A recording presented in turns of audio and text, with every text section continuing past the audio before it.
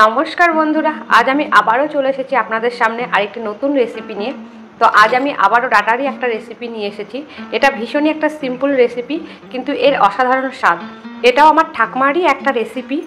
এই রেসিপিতে কোনো রকম বাটনাই লাগবে না, বিনা বাটনায় এই রেসিপিটা হবে। তো চলুন দেখি কিভাবে বানানো যায় এই রেসিপিটা।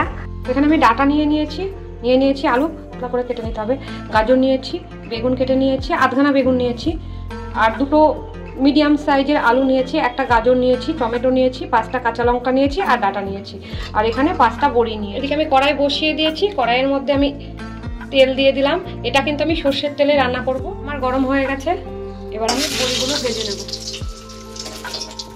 বড়িগুলো কিন্তু লাল করে ভাজতে হবে, যাতে ভেতর পর্যন্ত বড়িটা ভাজা হয়। তো আমার বড়িটা ভাজা হয়ে গেছে, এবার আমি বড়িগুলো তুলে নেব।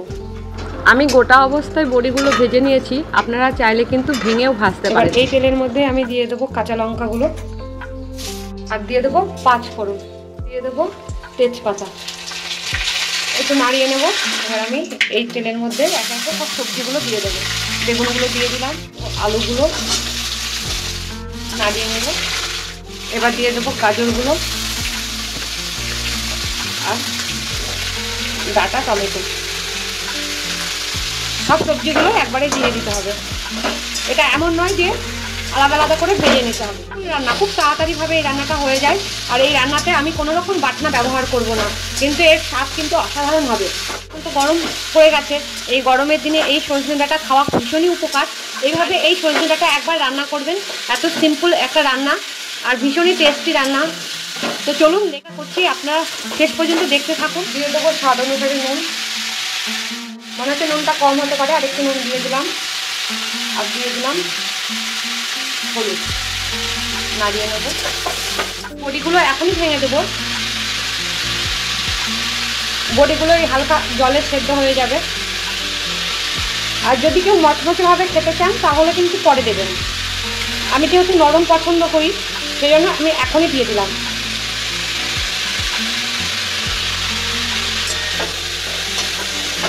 দেখুন বড়িগুলো একদম ভেতর পর্যন্ত ভাজা হয়ে গেছে।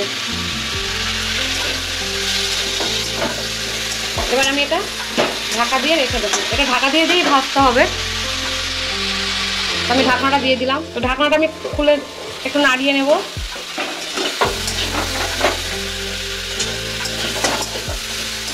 আবার একটু ঢাকা দিয়ে দেবো, ঢাকনাটা খুলে নেব।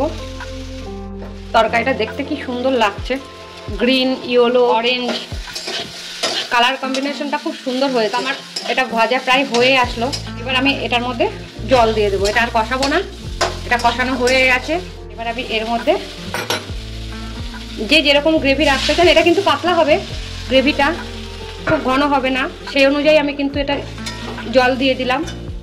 এরকম মাত্রায় এটা ডুবো ডুবো হবে, প্রায় এরকম মাত্রায় আমি জলটা দিয়ে দিলাম। সবজিটা আমার সেদ্ধ হবে, কারণ সবজিটা আমার একটু সেদ্ধ হয়নি। তো এবার আমি ঢাকনাটা দিয়ে দেব। ঢাকনাটা খুলে দেখে নেব। এবার আমার সেদ্ধ হয়ে গেছে মনে হচ্ছে, তবু আমি দেখে নেব। একটু নাড়িয়ে নিলাম। এবার আলুগুলো ডিভাইড হয়ে যাচ্ছে সুন্দরভাবে, গাজরও ডিভাইড হয়ে যাচ্ছে, ডাটাগুলোও সেদ্ধ হয়ে গেছে। এবার আমি এটা নামিয়ে নেব।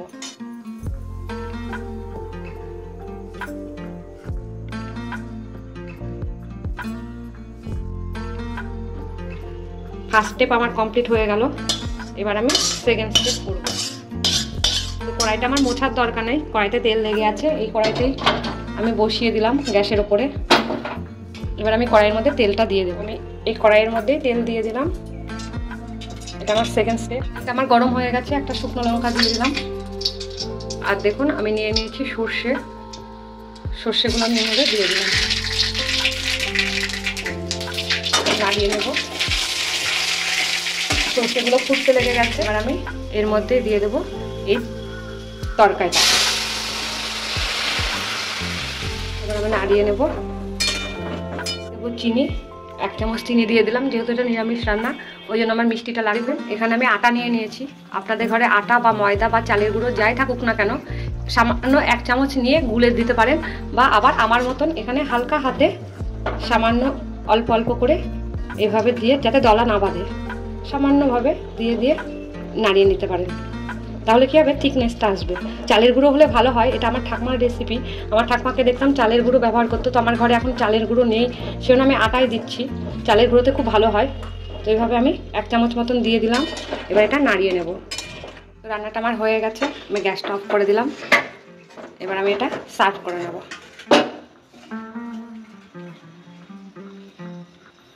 তো দেখুন কি চমৎকার লাগছে দেখতে। সিম্পল একটা রান্না, কিন্তু অসাধারণ এর স্বাদ।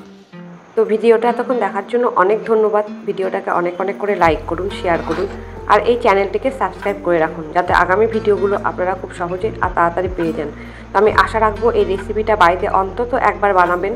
এখন তো ডাটার সিজন রয়েছে, আর এখন এই কচি কচি ডাটা দিয়ে এই রেসিপিটা সত্যি খুব ভালো লাগবে। তো আপনারা অবশ্যই এই রেসিপিটা একবার বাড়িতে বানাবেন, আর পরিবারের সকলে মিলে এটা বানিয়ে খাবেন, আর আমায় কমেন্টে অবশ্যই জানাবেন।